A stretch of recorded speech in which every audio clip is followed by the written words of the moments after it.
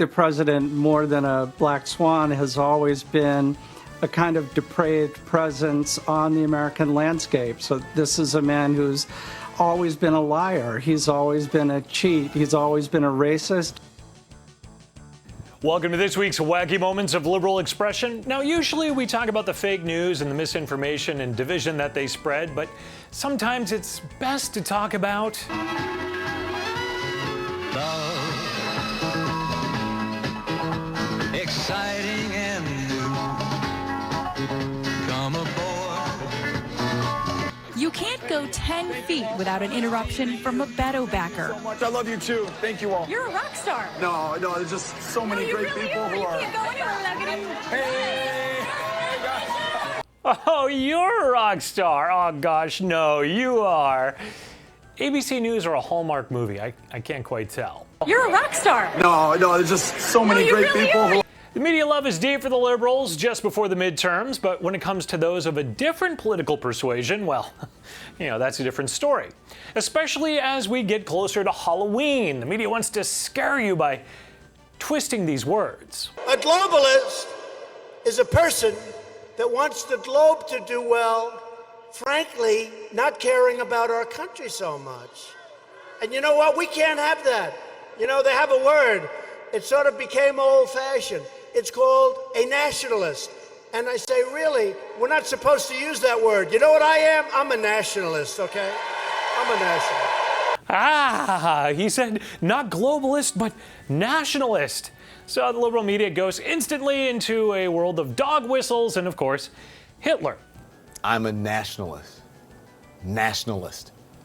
Use that word. We're going to talk about that word tonight. It is a favorite of the alt-right and is loaded with nativist and racial undertones. I believe in the United States. I'm not a nationalist. Hitler was a nationalist. Oh, please, come on. I mean, that term has not become like Hitler. I just don't think. Mr. President, just to follow up on your comments about being a nationalist, there is a concern that you are sending coded language or a dog whistle to some Americans out there that what you really mean is that you're a white nationalist. I've never even heard that. I cannot imagine that.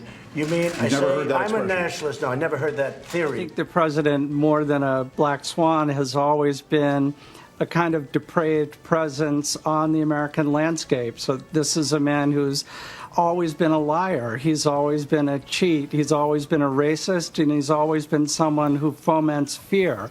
So what he's doing now is just a rerun of what he's always done. His effort to define globalism as someone who wants the globe to do well. First of all, we are part of the globe, so it's a little bit contradictory there in the sense that presumably if the globe does well, we all do well. But I think, Trump often speaks in ways that make you feel like perhaps he didn't, as if the 20th century never happened or there were no lessons to have been learned from it.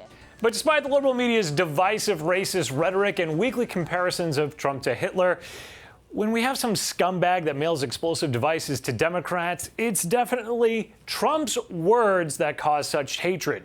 And the media is absolutely certain that they've had nothing to do with escalating any of the tensions.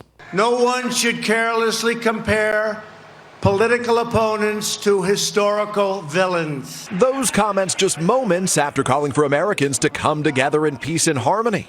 President Trump taking no responsibility for his divisive rhetoric. The idea that this is at the hands of the president is absolutely ridiculous.